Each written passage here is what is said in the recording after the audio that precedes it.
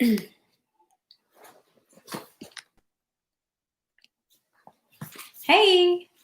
happy Tuesday. Welcome back to War and Peace. So glad that we didn't have to make that our little hiatus so long. I hope everyone saw my message yesterday.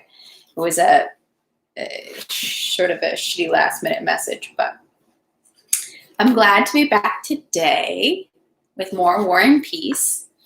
And again, I will still have links at the bottom of my video descriptions and other ways that we can stay involved in the fight for racial equality in America and in solidarity with Black lives and other people of persons of color. It's also Pride Month. Happy Pride. There's still a lot of inequality around gender identity as well. So that's something you can also think about. And for all my friends who are persons of color and also are non-heterosexual, I stand with you as well. And I love you, and you deserve the same level of treatment as anyone else. So just saying that. War and Peace, we are back. Hey, mom's up. We got the live chat. Friday was so fun to have so many people tuned in from all over the country, from different parts of my life who I care about a lot. So that was really fun. I hope everyone had a great weekend. And I'm just trying to remind myself, get back up to speed what we were reading when we last left. It was Prince Andre, as you recall. He's dealing with his sort of angst about not being involved in this second round of battles and with Bonaparte. His dad has been called up to what's his dad doing? He's in charge of all the recruits who've been the draft, I guess would say, local draft. And so he's animated again. Princess Maria and Mademoiselle Bourrienne are taking care of a little baby. Let's see, what else? Oh, and Boris is starting to hang out with Pierre's wife, possibly soon to be ex-wife, not sure. Yeah, so Boris is Anna Mikhailovna's son, who grew up with the Rostov family. And as you recall, Rostov is good friends with Denisov and Dolokhov. And he was Dolokhov's second when Dolokhov and Pierre dueled. And then Pierre left his wife. They're still technically married, but he left his wife. And he has joined the Masons. And in the midst of all that, Boris got introduced to Pierre's wife, the former Princess Helene, now Countess Bezukhov, and now they're hanging out a lot together. Seems like scandal. So there is all that. Lots of intrigue. And let's see, he got a letter from his father Prince Andre got a letter from his father about carrying out some orders for him. He also got a letter from his friend Bilibin, as you recall, who's the diplomat. And he said the last thing was that he was trying to read the letter, but he has all this other stuff on his mind. And so he's really not actually understanding it as he's reading it. So I think that's where we pick up today. There is a bunch, it looks like, in French. So because it's a whole long letter in French, I will just skip over and read the English translation. As far as other little bits, as usual, as you know, there will be sometimes little words or phrases, even a few sentences, dialogue in French that I'll read in French. But like in the case of this long letter that's all in French, we'll just read the English because it's important that we know what's going on. All right, so without further ado, we're in Volume 2, Part 2. We'll be reading Section 9, 10, 11, and 12 today. So, Section 9. Bilibin was now attached to army headquarters in the capacity of a diplomatic functionary, and though he wrote in French with French jokes and turns of phrase, he described the whole campaign with an exclusively Russian fearlessness of self-condemnation and self-derision. Bilibin wrote that his diplomatic discretion tormented him, and that he was happy to have a faithful correspondent in Prince Andrei, before whom he could pour out all the bile that had accumulated in him while watching what was going on in the army. The letter was an old one, from before the Battle of Preussisch-Eylau. Bilibin wrote, "Since our great successes at Austerlitz, you know, my dear Prince, that I no longer leave general headquarters. I have decidedly gotten the taste for war and have really taken to it. What I've seen in these 3 months is incredible. I'll begin ab ovo. The enemy of the human race, as you know, is attacking the Prussians. The Prussians are our faithful allies, who have betrayed us only 3 times in 3 years. We take up their cause. But it turns out that the enemy of the human race pays no attention to our fine speeches, and in his savage and impolite manner falls upon the Prussians without giving them time to finish the parade they've begun, beats the stuffing out of them in 2 seconds, and installs himself in the palace at Potsdam. I have the strongest desire," the King of Prussia writes to Bonaparte, "that your Majesty be welcomed and treated in my palace in a manner agreeable to him, and to that end I have hastened to take all the measures which circumstances allowed. I hope to have succeeded." The Prussian generals pride themselves on their politeness towards the French, and lay down their arms at the first invitation. The head of the garrison in Golgau of 10,000 men asked the King of Prussia what to do if he is invited to surrender. All this is undeniable. In short, hoping to impress only by our military bearing, it turns out that we find ourselves at war in earnest, and what's more, at war on our own frontiers with and for the King of Prussia. We have everything. We only lack one little thing, a commander-in-chief. Since it has been that the successes at Austerlitz would have been more desirable if the commander-in-chief had been less young, they make a review of all the octogenarians and, between Prozorovsky and Kamensky, give the preference to the latter. The general comes to us in Kibitka like Suvorov and is welcomed with acclamations of joy and triumph. On the 4th, the first mail arrives from Petersburg. The pouches are taken to the office of the marshal, who likes doing everything himself. I am sent for to help sort the letters and take those intended for us. The marshal watches us work and waits for the packets addressed to him. We search. There aren't any. The marshal grows impatient, sets to work himself, and finds letters from the Emperor to Count T, to Prince V, and others. Then he gets into one of his blue fits.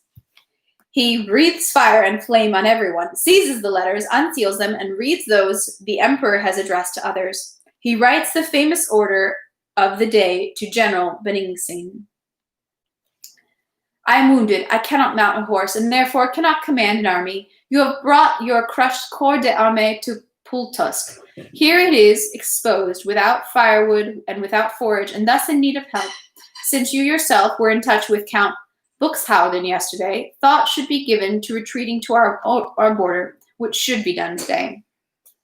From all this riding about, écrite à l'Empereur, I have got a little saddle sore, which, on top of my previous bandages, totally prevents me from riding and commanding such a vast army, and therefore I have turned over the command to the general, next in seniority to myself, Count Buxhausen, sending him all my staff and everything pertaining to, advising them, if there is no bread, to retreat further into the interior of Prussia, because there was only enough bread left for one day, and some regiments had none, as division commanders Ostermann and Sedmoretsky announced. Everything the peasants had has been eaten, and I myself am staying in a hospital in Ostrolenka until I am cured. Your most devoted servant submits this report, dating it and observing that if the army remains in its previous bivouac for another 2 weeks, by spring we will not have one healthy man left. Dismiss an old man to his country estates who is left disgraced as it is, that he cannot fulfill the great and glorious destiny for which he was chosen. I shall await your most merciful permissions here in the hospital to avoid playing the role of scrivener rather than a commander of troops. My removal from the army will cause no greater stir than if a blind man was leaving it. There are thousands like me in Russia.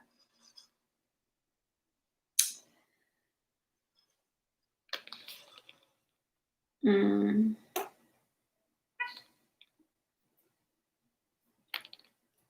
The marshal is angry with the emperor and is punishing us all. Isn't that logical? There you have the first act. In those that follow, the interest and ridiculousness.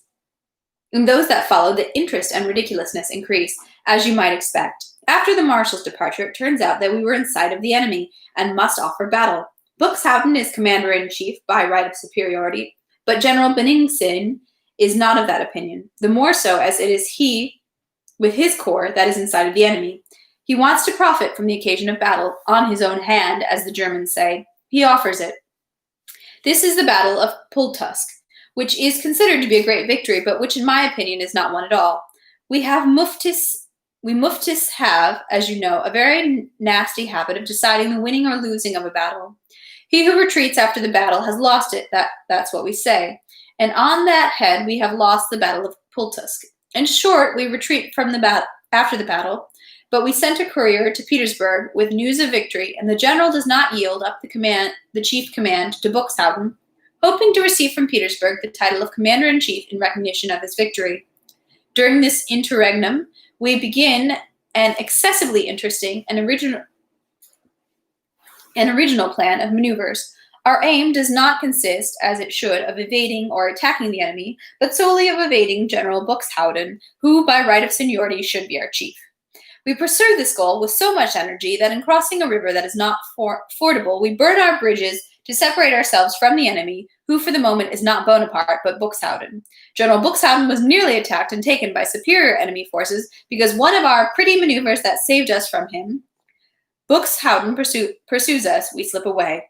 He has barely crossed to our side of the river when we cross back again.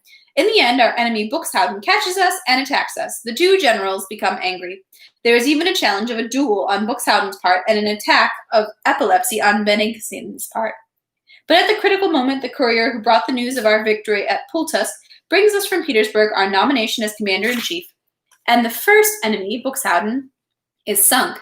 We can think about our second, Bonaparte. But lo and behold, if a third enemy doesn't rise up before us, the orthodox armed forces, with loud cries for bread, meat, biscuits, and fodder. What nonsense!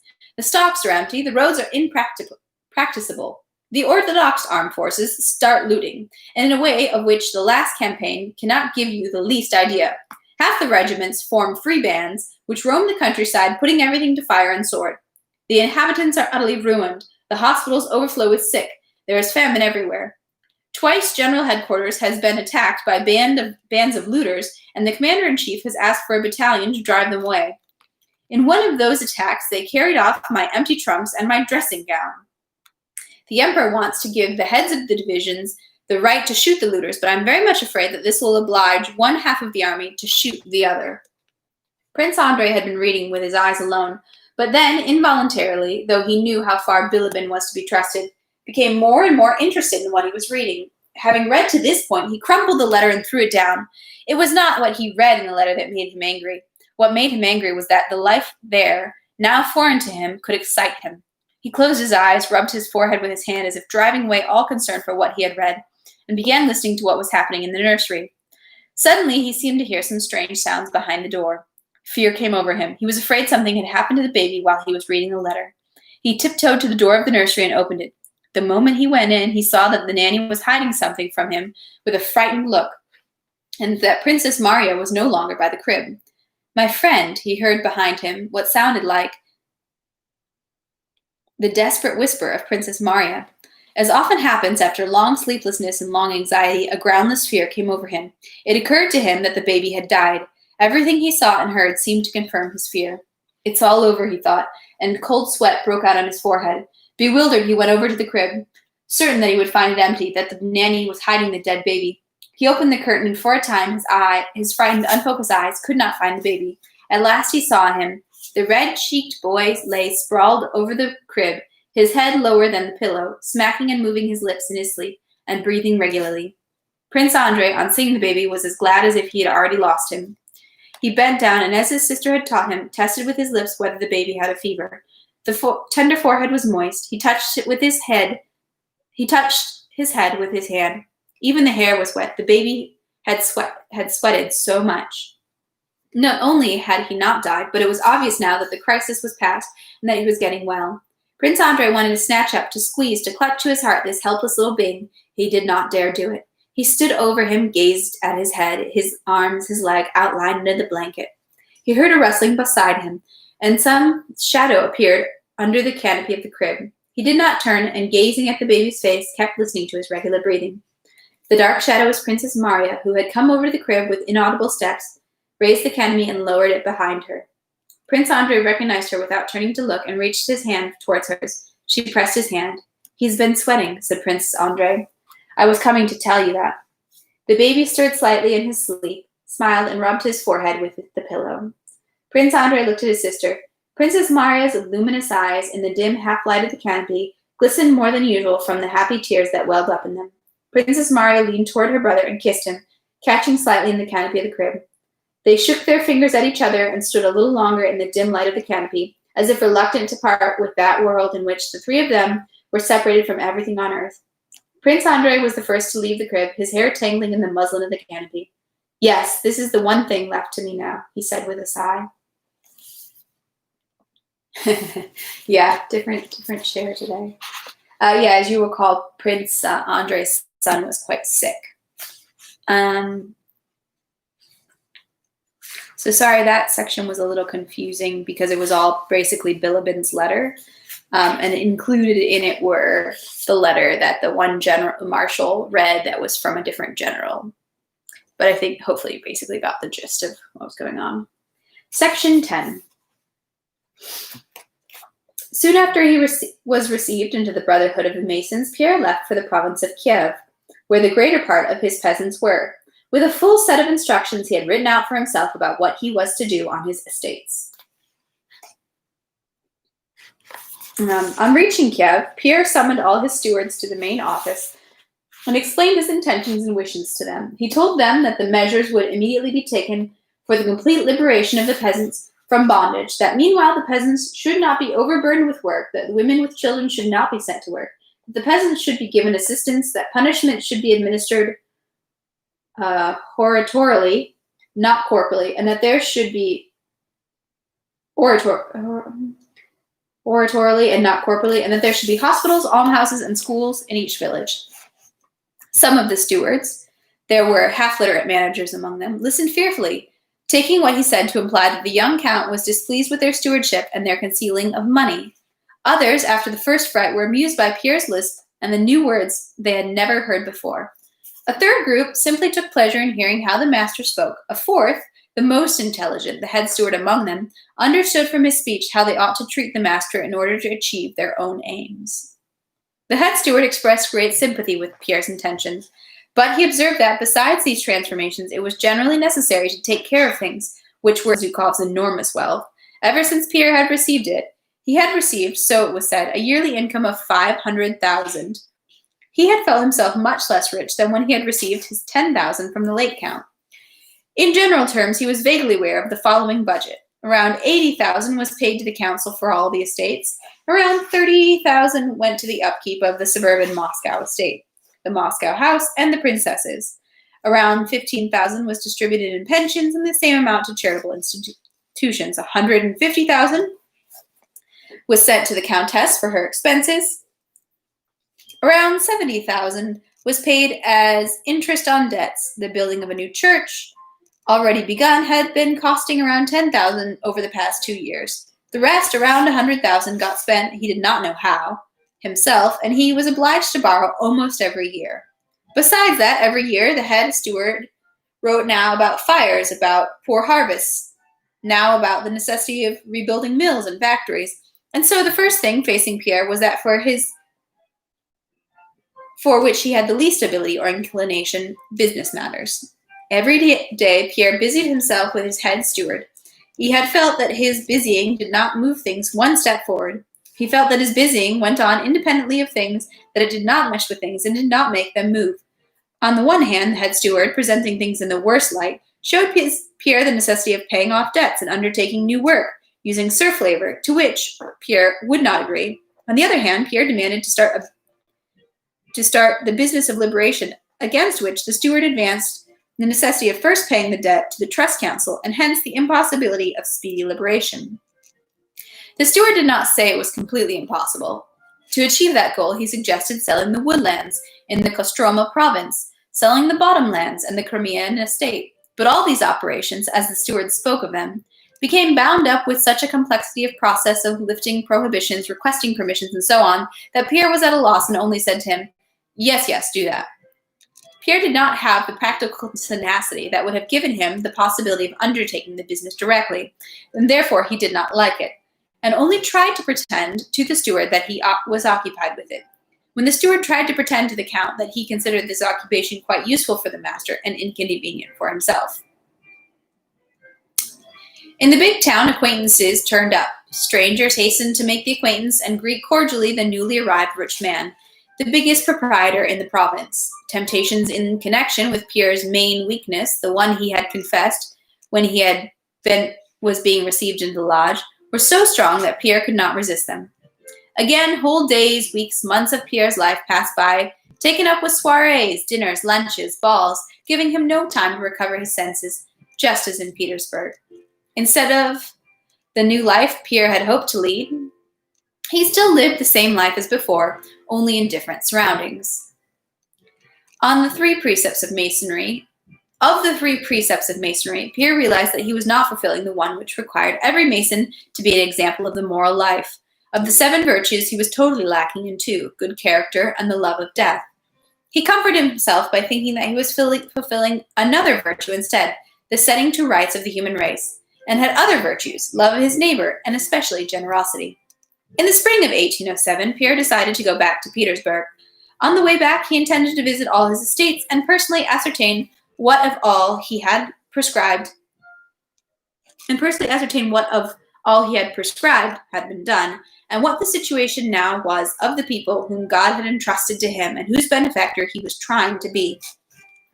The steward, who considered all the young count's ventures mere madness, unprofitable for him, for Pierre, and for the peasants, made concessions. Continuing to present the business of emancipation as impossible, he ordered the construction of large buildings for schools, hospitals, and almshouses on all the estates.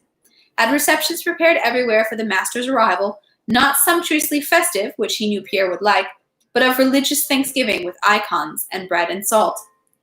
Precisely such as would impress and deceive the master as he understood him. The southern spring, the comfortable quick travel in a Viennese carriage, and the solitude on the way worked joyfully on Pierre. The estates he had not yet been to were one more picturesque than the other. The people everywhere seemed prosperous and touchingly grateful for the benefactions he had done them. Everywhere there were welcomes which, though they sometimes embarrassed Pierre, at the bottom of his heart called up a joyful feeling in him.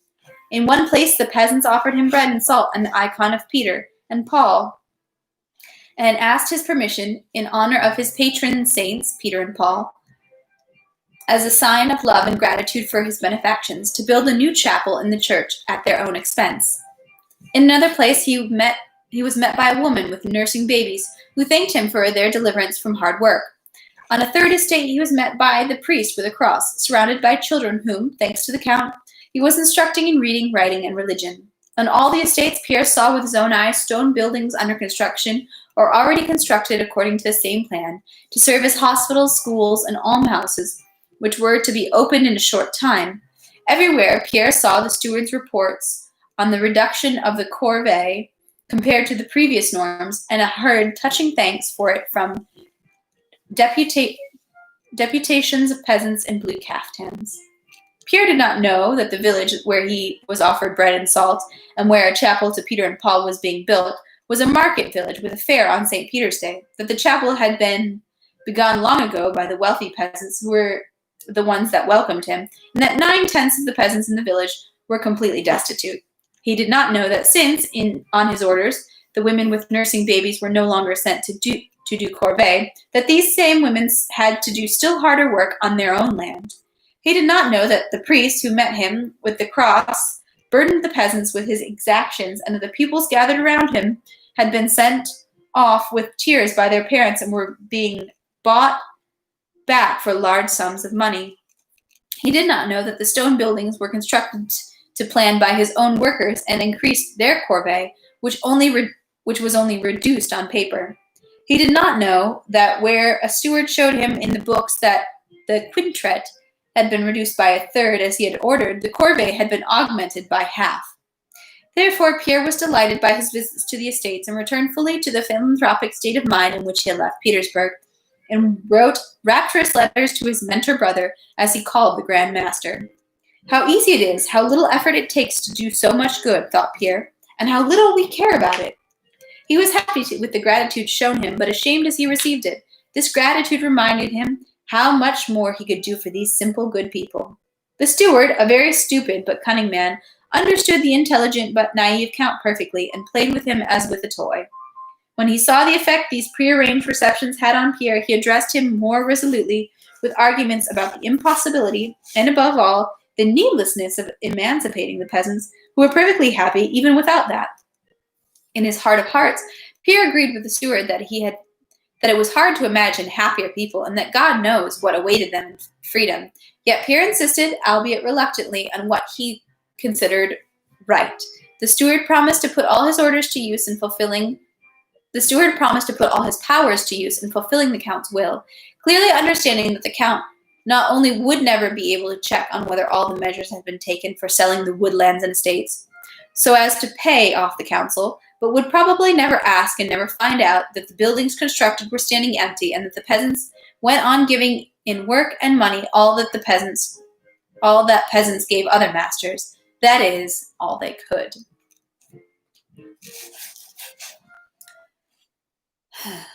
Section 11. Returning from his southern journey in the happiest state of mind, Pierre carried out a long-standing invitation of his to go and visit his friend Bolkonsky, whom he had not seen for 2 years. Having learned at the last posting station that Prince Andrei was not at Bald Hills, but at his newly allotted estate, Pierre went to him there. Bogucharovo lay in flat, unattractive country, covered with fields and first and second growth stands of fir and birch. The manor stood at the end of a village that stretched high along the high road, behind a newly dug, well-filled pond, its banks not yet overgrown with grass, in the middle of a young woods, amidst which stood a few big pines. The manor consisted of a threshing floor, outbuildings, stables, a bathhouse, a cottage, and a big stone house with a semicircular facade, which was still under construction. Around the house a young garden was planted. The fences were sturdy and new. Under a shed stood 2 fire hoses and a barrel painted green. The paths were straight, the bridges were strong, with handrails. Everything bore the stamps of neatness and efficiency. To the question of where the prince lived, some domestics he met pointed him to the small new cottage that stood just by the pond. Anton, Prince Andrei's old tutor, helped Pierre out of the carriage, said that the prince was at home, and led him to a clean little front hall. Pierre was struck by the modesty of this small, though clean house, after those magnificent conditions in which he had last seen his friend in Petersburg. He went quickly into the little reception room, unplastered and still smelling of pine, and wanted to go further, but Anton ran ahead on tiptoe and knocked on the door. "Well, what is it?" came a sharp, unpleasant voice. "A visitor," replied Anton. "Ask him to wait." And there was a sound of a chair being moved. Pierre went up to the door with quick steps and ran face to face into the frowning and aged Prince Andrei, who was coming out to him. Pierre embraced him and, raising his spectacles, kissed him on the cheeks and looked at him up close. "How unexpected! I'm very glad," said Prince Andrei. Pierre said nothing. He looked at his friend in astonishment and could not take his eyes off him. He was struck by the change that had taken place in Prince Andrei. His words were affectionate. There was a smile on Prince Andrei's lips and face, but his gaze was extinguished, dead, and despite his obvious desire, Prince Andrei could not give it a joyful and merry luster. It was not that his friend had grown thinner, paler, more mature. It was this gaze and the wrinkle on his forehead, expressive of a long concentration on some one thing, which struck and alienated Pierre until he got used to them. In this meeting, after a long separation, as always happens, the conversation could not settle on anything for a long time. They asked and gave brief replies about things they knew should have been discussed at length. At last, the conversation gradually began to dwell on what had previously been said in fragments, on questions of past life, on plans for the future, on Pierre's journey, on his occupations, on the war, and so on. The concentration and dejection Pierre had noticed in Prince Andrei's eyes were now expressed still more strongly in the smile with which he listened to Pierre, especially when Pierre spoke with animated joy about his past or future. It was as if Prince Andrei would have liked to enter into what he was saying, but could not. Pierre was beginning to feel that raptures, dreams, hopes for happiness, and the good were improper in front of Prince Andrei. He was ashamed to voice all his new Masonic thoughts, especially renewed and stirred up in him by his last journey. He restrained himself. He was afraid of being naive. Along with that, he had an irrepressible desire to show his friend the more quickly that he was now a different, better Pierre than the one he had been in Petersburg. I can't tell you how much I've lived through in this time. I wouldn't recognize myself. Yes, we've changed very much since then, said Prince Andrei. Well, and you? Asked Pierre. What are your plans? Plans? Prince Andrei repeated ironically. My plans, he repeated, as if astonished at the meaning of such a word. As you see, I'm building. By next year, I want to have moved completely. Pierre peered silently and intently into Andrei's aged face. No, I'm asking, said Pierre, but Andrei interrupted him. Why talk about myself? Tell me. You tell me. Tell me about your journey and all you did on your estates. Pierre began telling about what he had done in his estates, trying as far as possible to hide his own share in the improvements he had made. Prince Andrei prompted Pierre beforehand several times in what he was telling, as if everything Pierre had done was a long-known story, and he listened not only without interest, but even as if ashamed at what Pierre was telling him. Pierre felt awkward and even oppressed in his friend's company. He fell silent. Well, the thing is, dear heart, said Prince Andrei, who obviously also felt oppressed and embarrassed with his visitor, I'm on bivouac here. I've just come to have a look. And tonight I'll go to my sister's. I'll introduce you to them, but it seems you know her, he said, obviously entertaining a visitor with whom he no longer felt anything in common. We'll go after dinner, and now you would like to look over my estate? They went out and spent the time before dinner discussing political news and mutual acquaintances, like some people who have little closeness to each other. Prince Andrei showed some animation and interest only when he talked about the new estate he was setting up and his construction project. But here, too, in the midst of the conversation on the scaffolding, as Prince Andrei was describing to Pierre the future layout of the house, he suddenly stopped. However, there's nothing interesting in it. Let's have dinner and go. Over dinner, the conversation turned to Pierre's marriage. I was very surprised when I heard of it, said Prince Andrei. Pierre blushed, as he always blushed about that, and said hastily, Someday I'll tell you how it all happened, but you know, it's all over and forever. Forever, said Prince Andrei. Nothing is forever. But you know how it all ended. You heard about the duel? Yes, you went through that too. The one thing I thank God for is I didn't kill the man, said Pierre. Why so, said Pierre. It's even very good to kill a vicious dog. No, to kill a man is bad. It's wrong. Why is it wrong? Prince Andrei repeated. It's not given to people to judge what's right or wrong. People have eternally been mistaken and will be mistaken, and in nothing more so than what they consider right and wrong. What's evil for another person is wrong, said Pierre, pleased to feel, for the first time since his arrival, Prince Andrei was becoming animated and was beginning to talk and wanted to speak about anything that made him the way he was now. But who has told you what's evil for another person? He asked. Evil? Evil, said Pierre. We all know what's evil for us. Yes, we know, but what I know as evil for myself, I cannot do to another person. Prince Andrei was speaking more and more animatedly, clearly wishing to voice his new views of things to Pierre. He spoke in French. Je ne connais dans la vie que deux mais bien raides. C'est les remords et la maladie. Il n'est de bien que l'absence c'est mort. I know only two very real evils in life, remorse and illness. The only good thing is the absence of these evils. To live with myself, only avoiding these two evils, that is all my wisdom now. And love for one's neighbor and self-sacrifice, Pierre began. No, I can't agree with you. To live only so as not to do evil, so as not to repent, is too little. I used to live that way. I lived for myself, and I ruined my life. And only now, when I live, or at least try to live, Pierre corrected himself out of modesty, for others, only now that I have understood all the happiness of life. No, I won't agree with you, and you don't really think what you're saying. Prince Andrei gazed silently at Pierre with a mocking smile. You'll be seeing my sister, Princess Maria. You'll get along well with her, he said. Maybe you're right for yourself, he went on after a brief pause. But each man lives in his own way. You lived for yourself, and you say that with that you almost ruined your life, and knew happiness only when you began to live for others.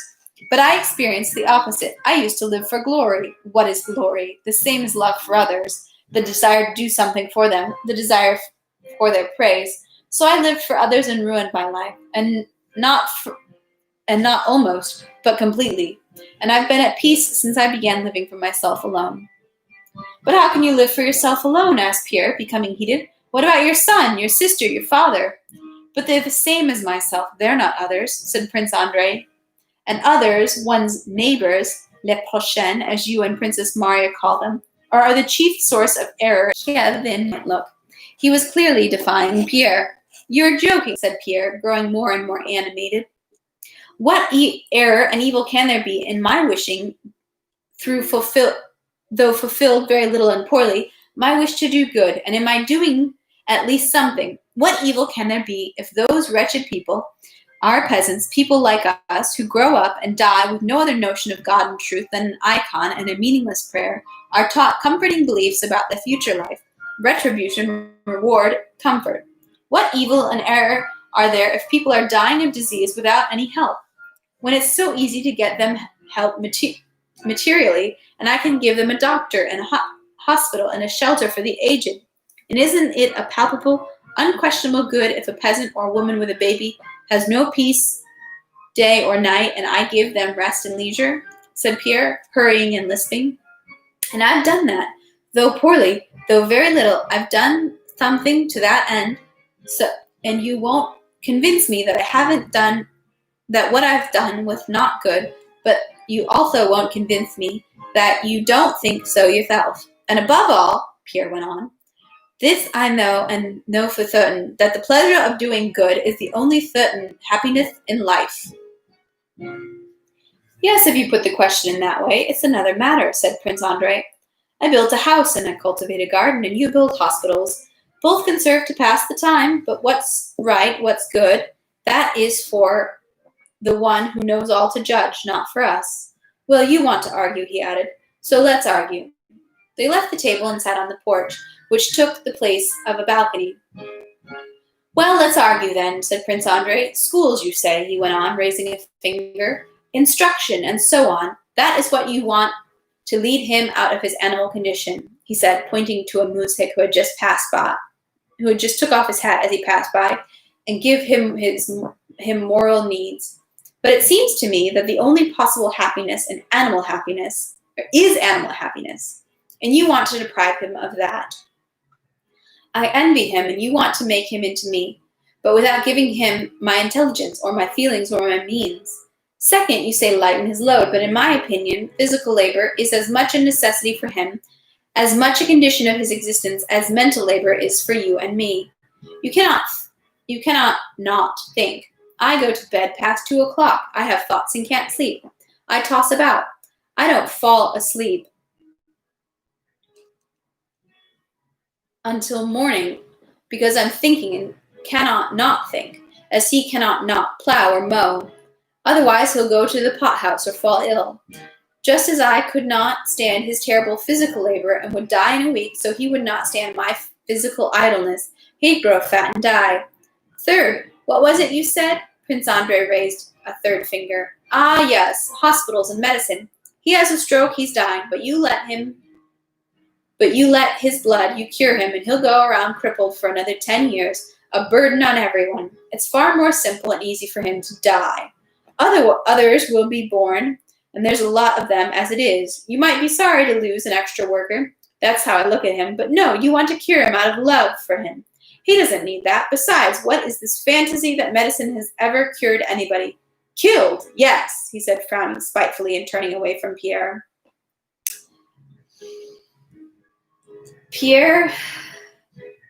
Prince Andre spoke his mind so clearly and distinctly that it was evident he had thought about it more than once, and he spoke quickly, eagerly, like a man who had not spoken for a long time. His gaze became more animated, the more hopeless his opinions were. Ah, that's terrible, terrible, said Pierre. Only I don't understand how one can live with such thoughts. Such moments have come over me. It was not long ago in Moscow and on the road, but then I go so much to see that I don't live. I find everything vile, above all myself. I don't eat then, don't wash. Well, how is it that with you? Why don't you wash? It's not clean, said Prince Andre. On the contrary, one must try to make one's life as pleasant as possible. I'm alive, and it's not my fault, which means I must go on living the best I can without bothering anybody until I die. But what makes you live? With such thoughts, you'll sit without moving, without undertaking anything. Life won't leave one alone as it is. I'd be glad to do nothing, but then, on the one hand, the local nobility deem me worthy of being elected their marshal. I barely got out of it. They couldn't understand that I don't have what it takes, don't have the sort of good-natured and bustling banality needed for it. Then there's this house, which has to be built so as to have a corner where I could be at peace. Now it's the militia. Why aren't you serving the army? After Austerlitz? Prince Andre said gloomily. No, I humbly thank you. I promised myself that I would not serve in the active Russian army, and I won't. If Bonaparte was camped here in Smolensk, threatening bald hills, even then I wouldn't serve in the Russian army. Well, as I was saying, Prince Andre went on calmly now it's the militia. My father is commander-in-chief of the 3rd District, and my only means of avoiding service is to be with him. Which means you do serve. I do. He paused briefly. So why do you serve? Here's why. My father is one of the most remarkable men of his time, but he's getting old. And it's not that he's cruel, but he's all too active a character. He's frightening in his habit of unlimited power, and now with this power bestowed on him by the sovereign as a commander-in-chief of the militia. If I had been 2 hours late a couple of weeks ago, he would have hanged a protocolist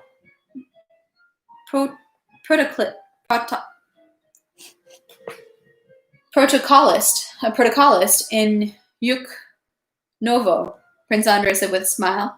So I serve because no one except for me has any influence on my father, and at some point I may have to save him from an act from which he might suffer later. Ah, well, so you see. Yes, mais ce n'est pas comme vous l'attendez, Prince Andre went on. I never wish, nor do I wish now, any good to that scoundrel of a protocolist who stole some boots from the militiamen. I'd be very pleased to see him hanged, but I pity my father, that is, again, myself. Prince Andre was becoming more and more animated. His eyes shone feverishly all the while he was trying to prove to Pierre that there never was any wish for his neighbor's good in his action. Well, here you might want to emancipate the peasants, he went on. That's very good, but not for you. I suppose you've never whipped anyone to death or sent them to Siberia, and still less for the peasants. If they're beaten, whipped, and sent to Siberia, I don't think that makes it any worse for them. In Siberia, he'll go on with his brutish life, and the welts on his body will heal, and he'll be as happy as he was before. But it's needed for those people who are morally ruined. Live to repent it, suppress this repentance, and turn course because they have the possibility of punishing justly and unjustly. Those are the ones I pity, and for whose sake I would wish for the emancipation of the peasants. Maybe you haven't seen it, but I've seen good people brought up in this tradition of unlimited power. As they become more irritated over the years, become more cruel, coarse, know it, can't help themselves, and become more and more unhappy. Prince Andre said this with such enthusiasm that it involuntarily occurred to Pierre that these thoughts may have been suggested to Prince Andre by his father. He made no reply. So there is what and whom to be sorry for.